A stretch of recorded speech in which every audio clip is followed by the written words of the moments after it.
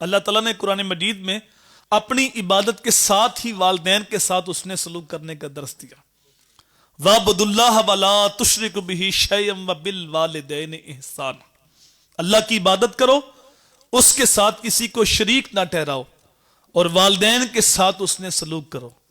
امام راضی کہتے ہیں کہ انسان کی تخلیق کا سبب حقیقی اللہ تعالیٰ ہے اور سبب ظاہری ماں باپ ہے.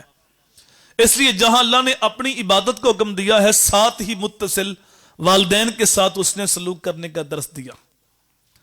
رسول کریم صلی اللہ علیہ وآلہ وسلم کی بارگاہ میں ایک صحابی آئے، عرض کی یا رسول اللہ حسن سلوک کا زیادہ حقدار کون ہے؟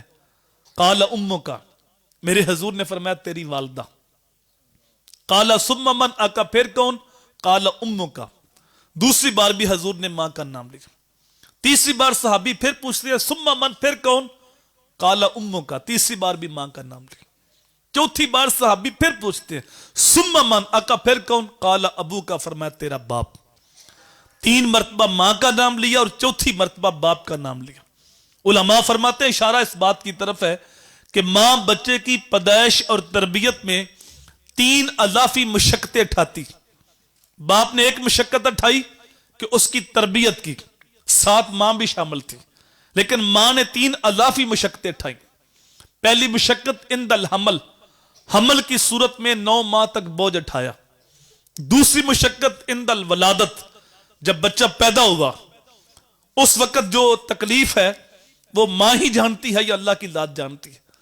اندازہ ایک حدیث سے ہو سکتا ہے، ایک صحابی کہتے ہیں آقا میں نے ماں کو کندھوں پہ اٹھایا ہے اور 6 میل تک لے کے گیا ہوں. پتھر اتنا گرم تھا، اس کے اوپر گوشت کا ٹکڑا رکھا جائے تو جل کے کباب بن جائے.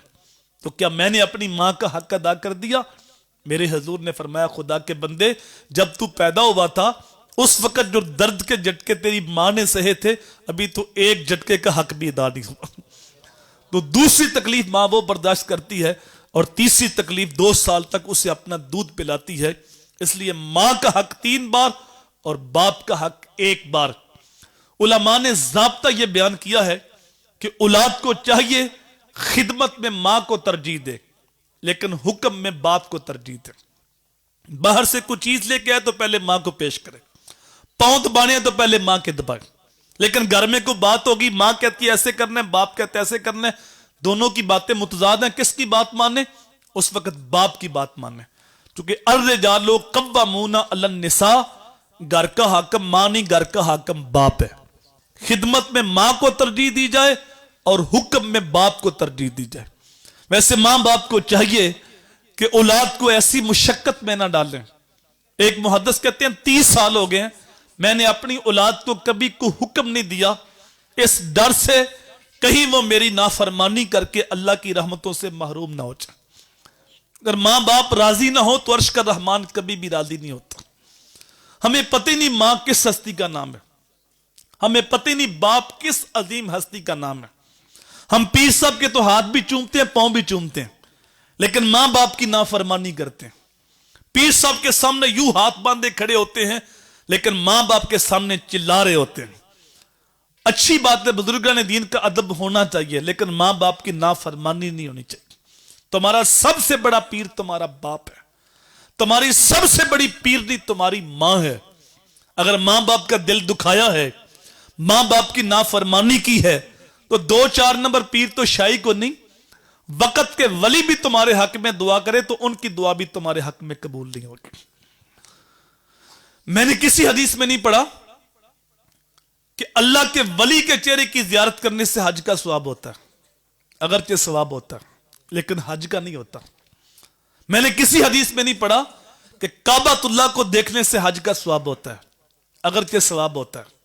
میں نے کسی حدیث میں نہیں پڑھا کہ گنبد خضرا کو دیکھنے سے حج کا ثواب ہوتا ہے، اگرچہ ثواب ہوتا ہے. میں نے کسی حدیث میں نہیں پڑھا کہ قرآن مجید کو دیکھنے سے حج کا ثواب ہوتا ہے، اگرچہ ثواب ہوتا ہے.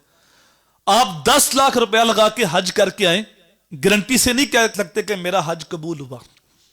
لیکن میرے بھائی یاد رکھنا، یہ جملہ دل کی تختی پہ نوٹ کر لو، یہ سونے کا ہم میلاد منا رہے ہیں، اس نبی کا فرمان ہے جس نے محبت کے ساتھ ماں کے چہرے کو دیکھا یا باپ کے چہرے کو دیکھا، اللہ اس کو مقبول حج کا ثواب عطا فرمائے. صحابی پوچھتا بندہ نماز کو دن میں 100 بار دیکھے تو اسماعیل لکی لکھتے ہیں روح البیان کے اندر، میرے حضور نے فرمایا 100 کیا تم 1000 بار بھی دیکھو اللہ 1000 حج کا ثواب عطا فرمائے گا۔